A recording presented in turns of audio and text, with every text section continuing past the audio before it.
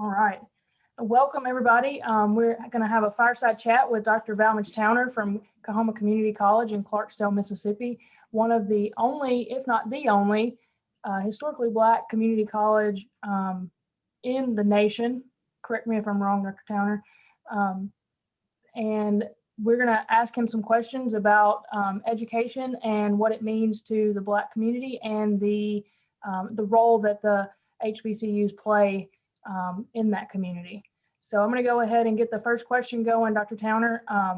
When did you know you wanted to be an educator?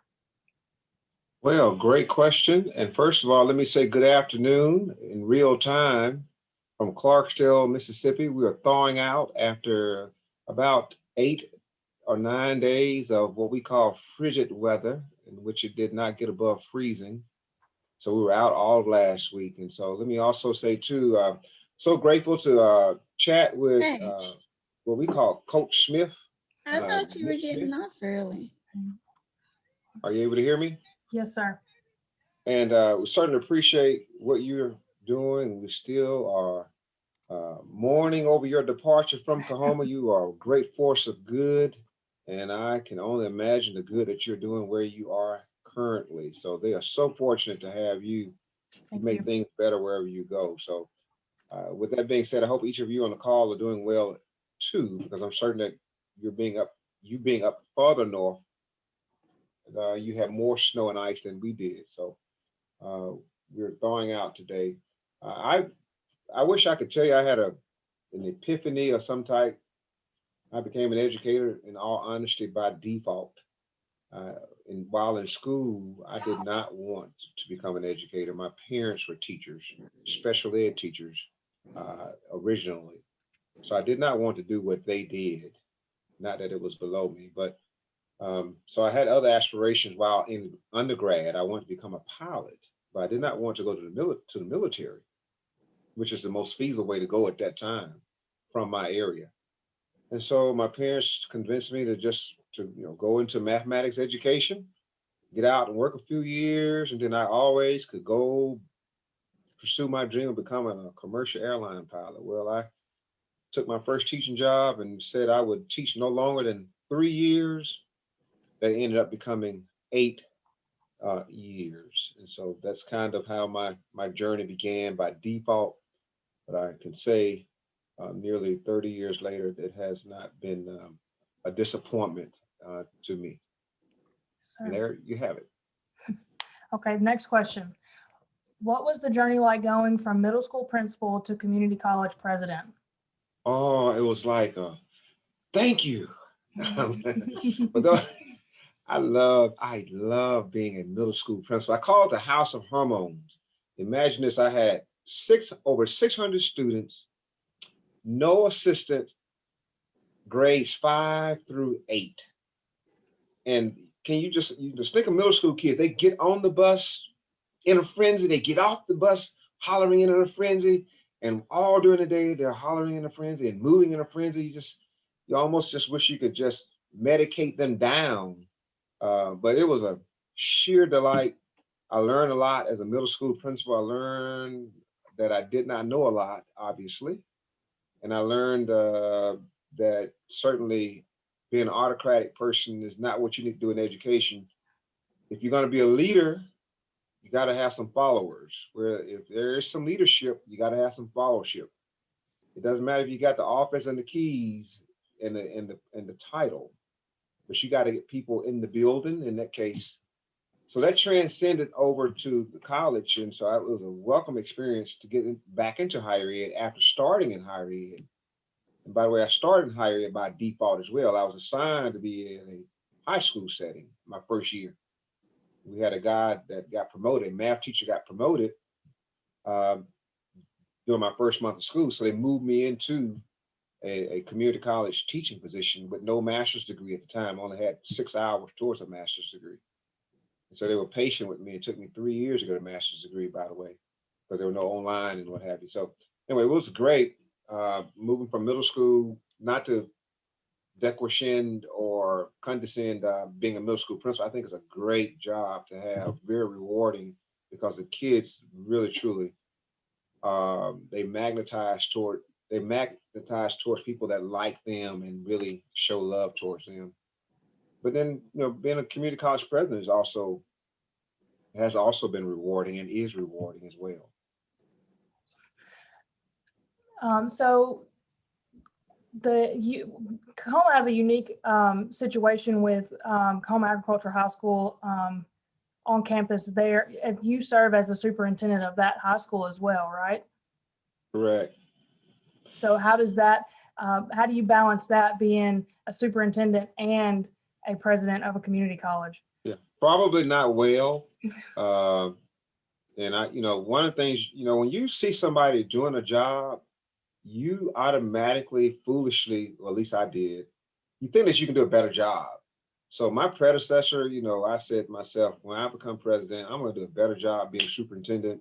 I want to be more hands-on because my background is K-12.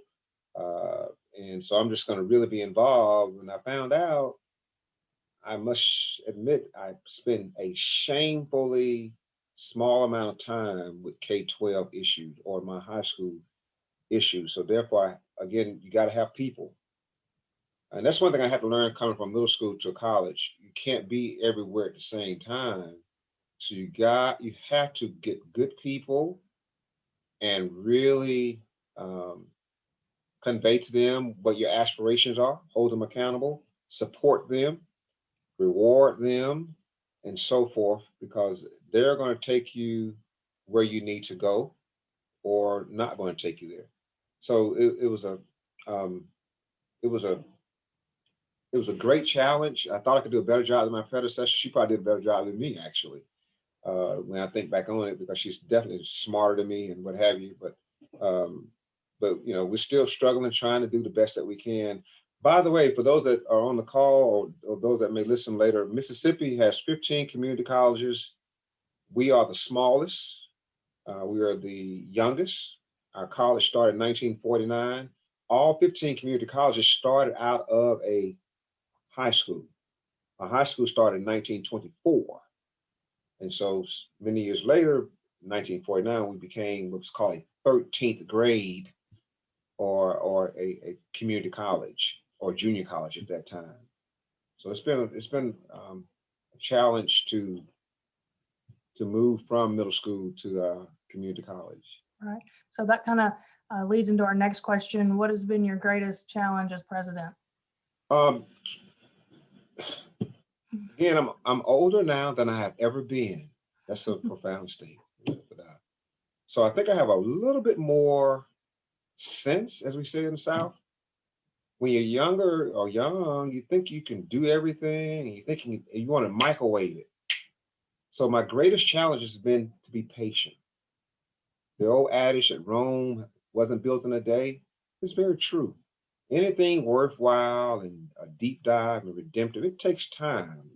It takes time to change the culture, to reacculturate things. You just can't. Even if you have all the money in the world, all the willpower, it still takes time to do things that are really, really significant. So that was my greatest challenge. Being younger, wanting to make things happen instantaneously. It doesn't happen that way. There are things that they're 8 years in, there are things that I thought going in would happen right away that still have not happened in 8 years. And I can tell you this, some of the things I thought were going to happen, not going to happen in my time. So you just do what you can. All right. Awesome. So how did it feel to become president of your alma mater? Scary, because there's a book of wisdom says, and I'm paraphrasing, a prophet has no honor in his hometown, so to speak. So being here, first name basis, grew up on the campus. Everybody knows me by Val. Everybody knows me as, quote, their boy, or they taught me or something. So it was scary. But then also, too, on the inside, you kind of like want to pinch yourself and like, I can't believe that this is happening. Is this really happening? Because I had no aspirations to be where I am years ago, where I am today. Right. Kind of bittersweet. So what what do you feel is the greatest challenge when it comes to education and African Americans? We need to, African Americans need to see the value in receiving an education at higher education levels. Many times the significance or the benefit cannot be seen. Many times we have a tendency to cling towards the low-hanging fruit. Many of our students in K-12 are deprived socioeconomically, or they're obligated to help the house.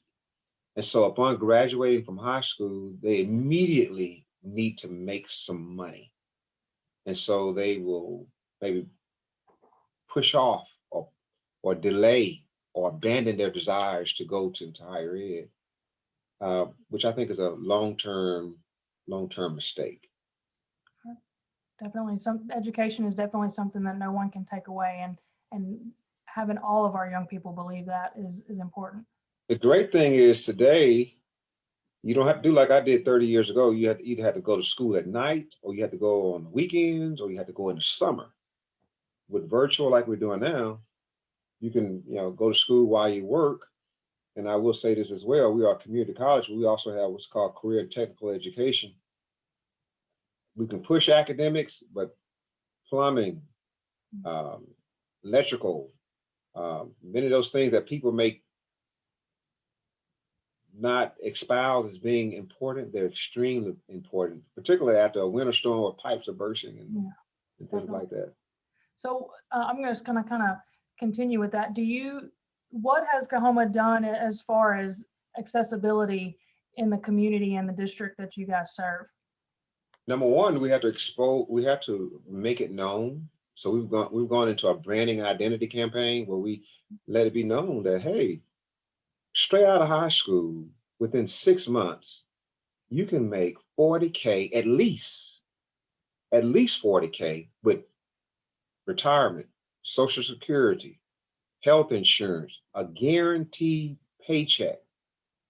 By just simply, you can come into a CTE area and train with us through a certificate program if you want to, and then later on go back to academics.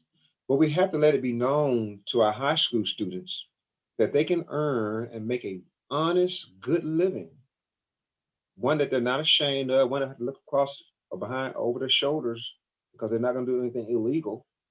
They can make a good living in a short amount of time. Not only CTE, but even in health sciences, there are certain short-term programs in our health sciences where students can get out and make good money and make as much money as they want to make. So we've been trying to get the word out to the public, as well as showcasing students that have come through our programs and are doing well. We featured a student two weeks ago. He's in Atlanta, culinary arts student, doing really well in Atlanta. So we just put him on our social media platforms and push him out there. He may have been here when you were here, I'm not sure, but we just try to let it be known of the possibilities that are out there. And then secondly, not only letting people know, our prospective students know, giving them the support that they need. Many years ago when I was in school here, we had the motto of the college that cares. We are re-embracing that. We are part of what's called achieving the dream. And so we let students know that your educational goal is our educational goal. So we're partners. We're not against you. We're here to help you, not idly, but we're here to help you. We say that money is no excuse, for not remaining in school. If you need money, then it's our obligation to find some money for you. You won't hear that in a lot of schools. Now, with that being said, I will tell you, we still have to work on our retention numbers. We have an enrollment challenge, but probably 75% of our enrollment challenge is tied to retention. So we still need to do a better job. Yes, sir. I know that Mr. Hardy is doing a really good job with the website, and since when I got there in 2016 to today, the website is just a dramatic change, and so I have to give him his kudos. He does a great job. And Erin, he is, but let me tell you, You probably within a few months, because we've already signed off a new vendor we're using that he's really excited about. Uh, is really going to take off in another direction at another level that he's aware of. So I'm told. So he's really excited about the next stage of the website. Definitely excited to see that. So back to retention, what strategies have you implemented to help retain African-American males? Yeah. So we have one thing that's been good about CARES Act funds is that it has availed to us a lot of resources that we did not have. And um, the challenge with COVID has been to get not only get students to come to school, but to get them to remain here, because a lot of it's happening virtually that they're not comfortable with. They prefer face to face. So um, a lot, tons and tons of technological aids have been purchased. We also have a new ramped up mentoring system where everyone on campus is assigned to a number of students, and they have to have at least 2 touches with those students during the semester. Um, and we have we call it R&R, retention and recruitment team, that meets weekly to talk about the different strategies that we need to employ. One thing that the name actually eludes me now, but we just invested, because of the help with CARES Act funds, the way that we're going to be able to allow students to register, to matriculate through financial aid, to engage the school virtually, is going to be, it's going to be really effortlessly right now, because they won't have to engage in doing anything other than just pretty much just signing on to, not even signing on, just going onto our website. The website is going to literally grab you and allow you to be able to become engaged. And then even when you get off, it will still keep coming back for you. I'm sure other schools are doing, your school may be doing it as well, but we're excited about that, because a lot of times our students, they may initiate and then they run to a little impediment, they'll stop. So we found out that we need to continue, I don't want to say pestering the students, but continue enticing students to get in school and stay in school. You definitely have to hold their hand a little bit to get them through that process. So last question, how effective, in your opinion, is equity training without employee sensitivity training in higher education? Uh, you got to have both, because again, you want to get to that point where you have high retention levels. The under the hood people, the people that are on the ground, the natives of the land, the faculty and the staff, that administrative assistant, that groundskeeper, that maintenance worker, bus driver in many instances. Those persons need to be all on the same page as it relates to uh, understanding why we exist, understanding that we can treat students fairly, but also we need to be equitable with those students. In other words, certain students need certain things, and not necessarily based on race or ethnicity, but sometimes based upon just socioeconomic statuses. So the entire campus has to be involved. And again, that's why I think it's so important that we're part of what's called Achieving the Dream, as well as the other initiatives that we have in place, where everybody on campus understands that it's not just admissions or the leadership team or the R&R team, but it's everybody on campus. That grounds person that picks up paper is actually helping us retain students, believe it or not, because the core of the campus is important. People want to be a part of something that looks good. Right, definitely. So I'm going to throw a bonus question in, and I hope I don't catch you off guard. What do you think the economic development, how do you think that goes with, how do you think Coahoma contributes to Clarksdale and the surrounding area? How do you think the college contributes to the economic development of the area? Well, let me tell you, our executive director for the Chamber of Commerce, we talk daily. there's not a single business potential arrival of a company in our area that we're not at the table to let that business know, hey, we are part of the ecosystem that's going to support you if you bring your business here or if you start a business here. We want you to come here, and we're also going to make certain that you have all the resources, namely the human resources, the people, and the training. It's not going to just be on that particular business venue, but the college has to partner. We just recently helped a group called People Shores expand their business. They're using one of our buildings because they have an expanded business need and they're engaged in social distancing. So it was our obligation. We're not into economic development per se, but we are definitely a part of the ecosystem that helps support businesses. We're dealing with a, you may want to call it population shift or migration out. So in order to get our area stabilized, we got to have businesses that are coming here, staying here, and they stay here when they know they have support that goes beyond themselves. So it's our responsibility to help those businesses. All right. Well, I appreciate that's all the questions I have. So I'm going to open it up. If you have a question for Dr. Towner, could you put it in the chat for me, and I will read them in order as we get them. A few more minutes of Dr. Towner's time. Dr. Reed Bunch, would you like to say anything? Dr. Towner, we're so glad to have you with us today. I am a Mississippian. I actually worked in the community colleges in Mississippi for 28 years at both Holmes and Itawamba. And so I appreciate your comments today. Why don't you share a little bit, if you will, about the emphasis of the blues on your area and some of the names they might recognize. All right. Well, yeah. So tourism is big here. Clarksville is considered to be the crossroads for the blues, where 49 and 61 intersect. And there's a great story behind that. Actually, I encourage you to Google that story about the crossroads where John Lee Hooker sold his soul to the devil in order to learn how to play the guitar. That's right. So, you know, we've been entertaining the idea of that spins off into hotel, restaurant, culinary arts, even theater.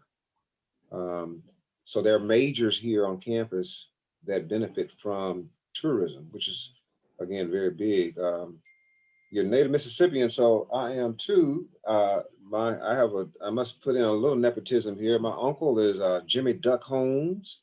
He's a graduate of Coahoma Community College. He's from Bentonia, Mississippi. He was a legendary blues man. My family runs the oldest blues cafe in Mississippi, almost 80 years old now. So Wow.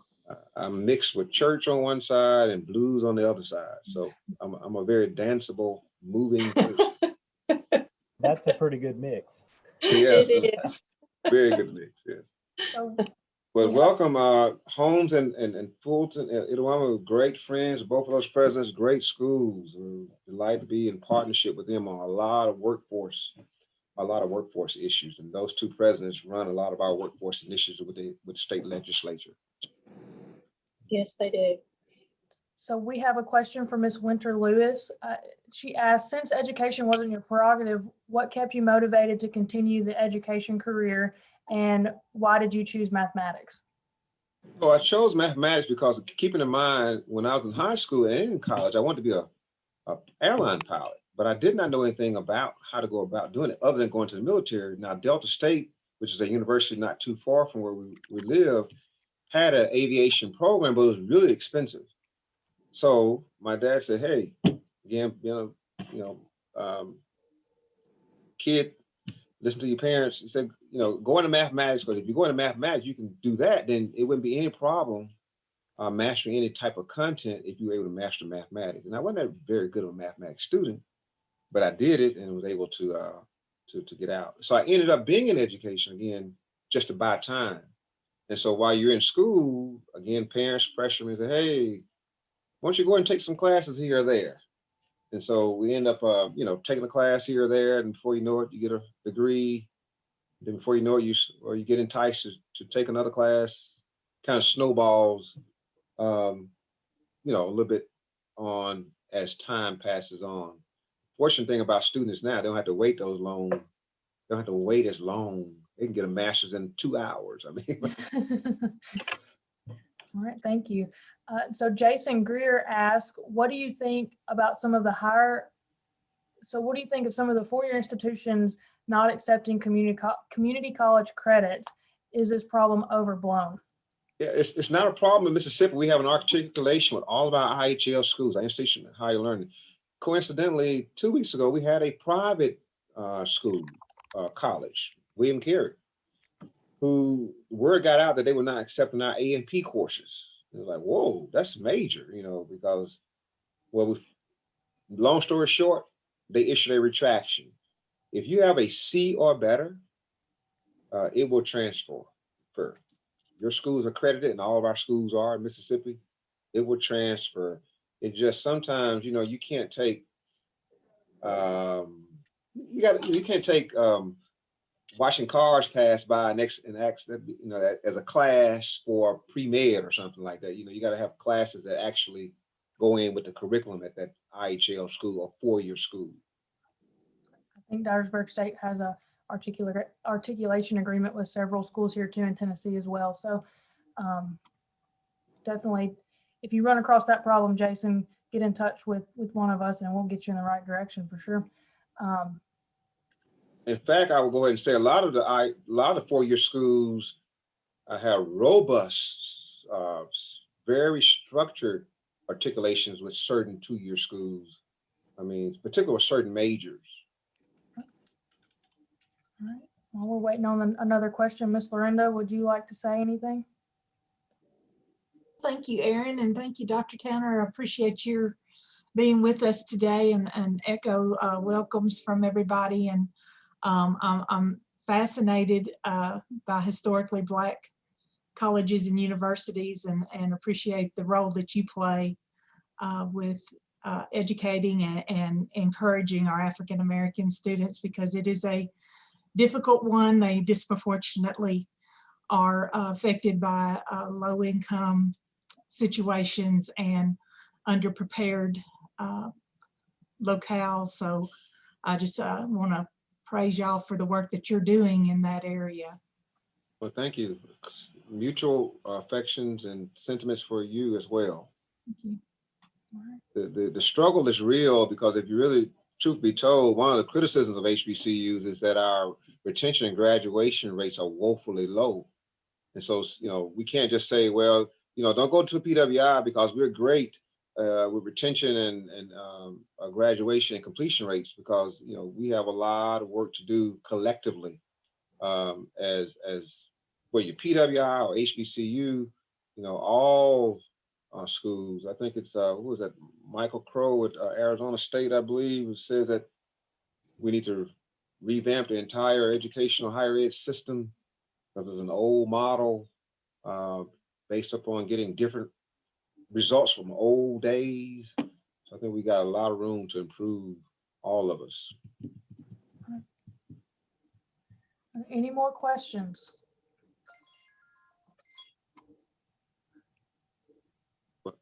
Well, Erin, I appreciate everybody on the call, and thank you for putting this together. Again, I want to brag on Erin. She makes everything better wherever she is. And we know, we like so many people that come to Coahoma, we know when they come that they're not going to retire there, but we celebrate them and really appreciate what they do while they're there. And so I want you to know, I appreciate you, Erin, for you doing what you still do. We're still warm over the things you've done while you were here. And kudos to my colleagues in Tennessee. Thank you for what you're doing. I like that snow scene back there in the background, man. That's beautiful, man. I tell you. I will say, I actually that you joined me in our we had an incident today happen here. There was something that never happened in my 8 years of being a president. In fact, I got to leave now. We had a student to take their life this morning in the dorm. You know, just out of nowhere. I mean, so it just literally has floored me. You know, we're a very small school, so we're dealing with that. no foul play, seen this morning by her dorm mother, as we call it. And so I'd say to students and everybody on the call, take care of your health. Just take care of yourself, and so you won't have to take a permanent action towards temporal things. And so hats off to all of you there. If you ever need me, call on me. If you're ever down here, come, you can find me. We always can feed you some barbecue and so forth. We can listen to some good blues, and you won't have to pay for it. Yes, sir. We appreciate your time, and thank you for all you do. And Clarksdale will always have a special place in my heart. I always tell people I have a second home in Mississippi. So you're absolutely right. You're great. So thank you, and thank you to everybody that was on the call today. We appreciate it, and I hope you have a great evening. Thank you. Thank you, Dr. Town.